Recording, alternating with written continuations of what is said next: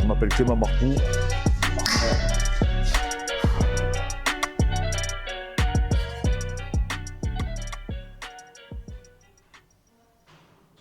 Salut à tous les amis, aujourd'hui on se retrouve avec Fred pour l'analyse d'un combattant que moi j'apprécie tout particulièrement, Alexandre le Grand. Alexandre le Grand. Déjà, rien que le surnom, tu l'aimes bien le surnom. C'est ça. Alors il n'est pas grand par la taille, hein, mais grand par mais il est combat. grand par les accomplissements qu'il peut effectuer. Donc c'est lui, il y a beaucoup de choses à dire sur lui. Ouais. Et surtout, c'est que ça nous parle énormément parce qu'on prépare beaucoup de rugbyman. Et lui, il faut savoir qu'à la base, il vient du rugby. Enfin, à la base, il vient de la gréco-romaine, c'est ça, Fred? À la base, il a commencé par la lutte gréco-romaine. Il a même gagné le titre national à 12 ans. Donc la lutte gréco-romaine, pour ceux qui ne savent pas la différence de la lutte libre, c'est que vous n'avez pas le droit d'attraper les jambes, de saisir les jambes, c'est que sur le haut du corps. Et après, à l'âge de 14 ans, il a décidé de se consacrer au rugby. Et après, donc, il a gagné de nombreux titres en semi-professionnel. Il n'a pas été quand même au niveau pro, mais il a joué quand même à un très bon niveau. Et après, c'est à l'âge de 23 ans, donc assez tardivement. Très tard. Il a décidé de se lancer donc, dans le MMA. Il était passionné de MMA. Il faut savoir qu'il disait qu'à 14 ans déjà, il achetait des pay-per-view de l'UFC parce qu'il a toujours suivi le MMA.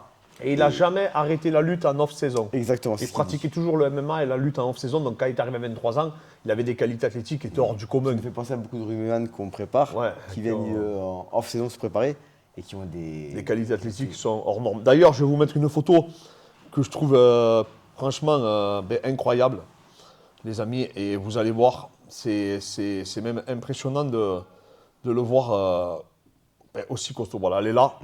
Là, il faisait, sur cette photo, il faisait 97 kilos. 97. Aujourd'hui, comme à moins de 66. Hein. C'est fou quand même de passer.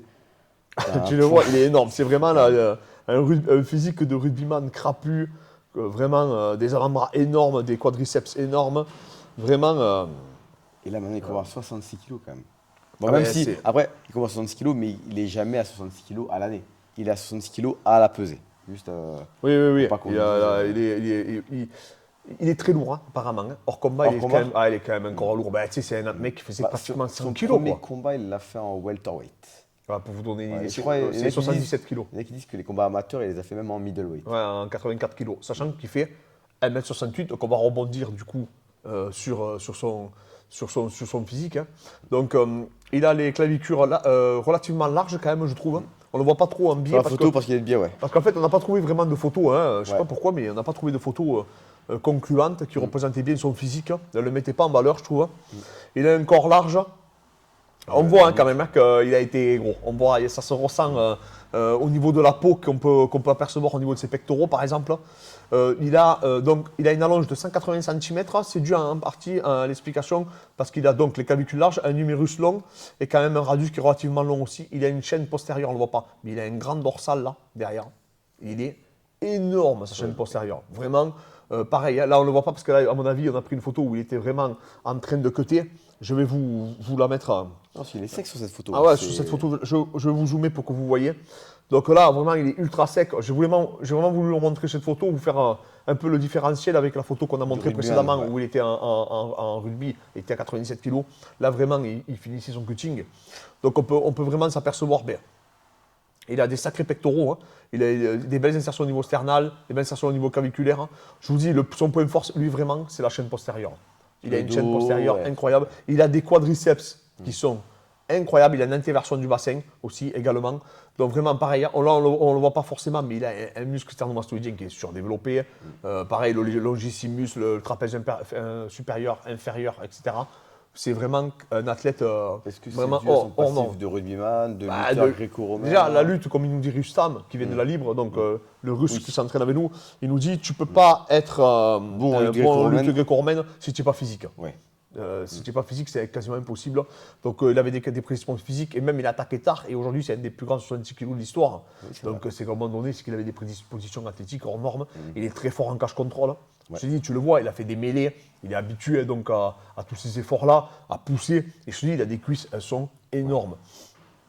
Donc vraiment, un combattant qui, tu me disais, donc s'entraîne dans plusieurs clubs. En fait, il a son coach Joe Lopez à la Fighting, je ne me rappelle plus du nom exactement, Fighting Academy. Et parallèlement, il s'entraîne 2 fois au City Kickboxing avec Adesanya et Dan Hooker. Donc là, c'est en Nouvelle-Zélande.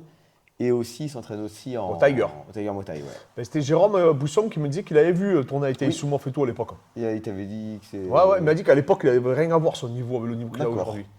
Que C'est vrai vraiment, que c'est quelqu'un qui a vraiment progressé, c'est un acharné du bossé. travail. Hein. Ouais, ça se voit. Il a vraiment une culture du travail. Je vous ai récupéré une vidéo aussi où on va faire sa prépa physique. Alors, c'est pas. Pareil, hein, c'est pas quelque chose qu'on peut trouver. C'était pas très concluant ce qu'on avait vu.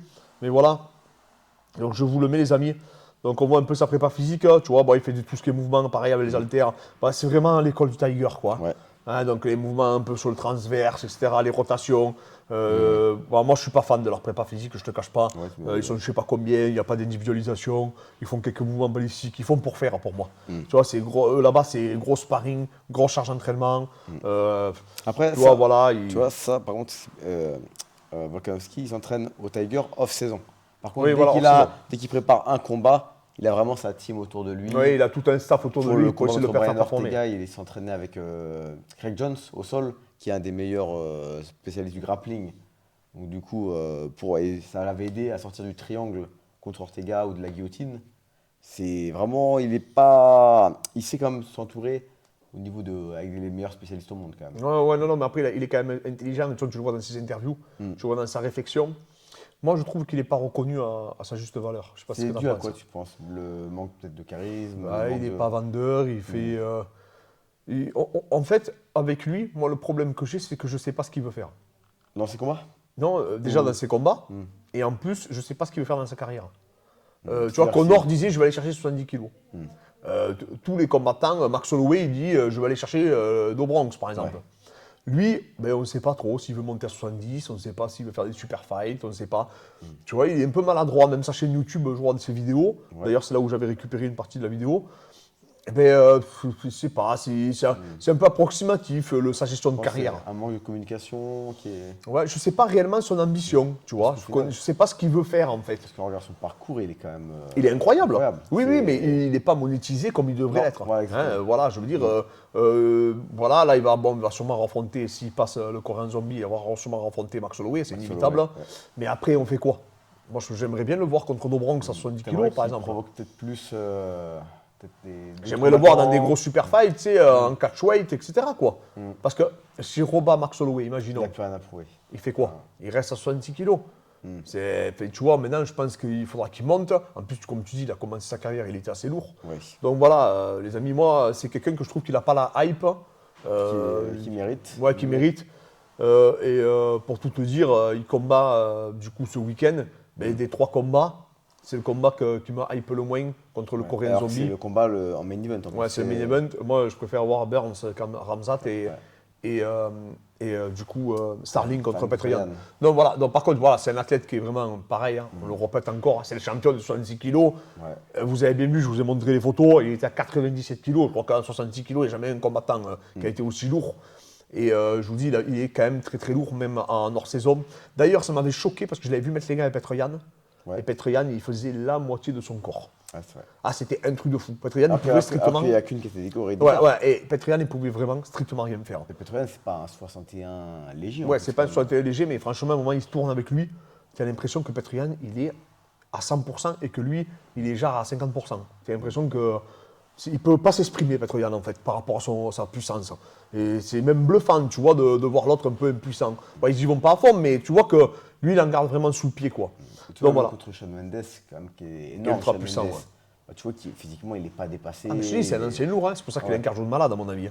Parce que, comme il dit, il a fait des matchs de je sais pas combien de minutes en faisant 97 bombes. Donc T'imagines, là, hein? quand il est à 66, enfin, il se. Voilà, et quand il a 66 kilos, c'est un véritable monstre. Donc voilà, les amis, vraiment un combattant à suivre. On espère qu'il va continuer. On espère par la suite qu'il sera mérité et qu'il aura la hype qu'il mérite, en tout cas. Parce que franchement, c'est un combattant vraiment exceptionnel. On vous remercie encore à tous. N'hésitez pas à nous soutenir, les amis. N'hésitez pas à nous donner la force. Et mettez-nous dans les commentaires si vous voulez qu'on en dise.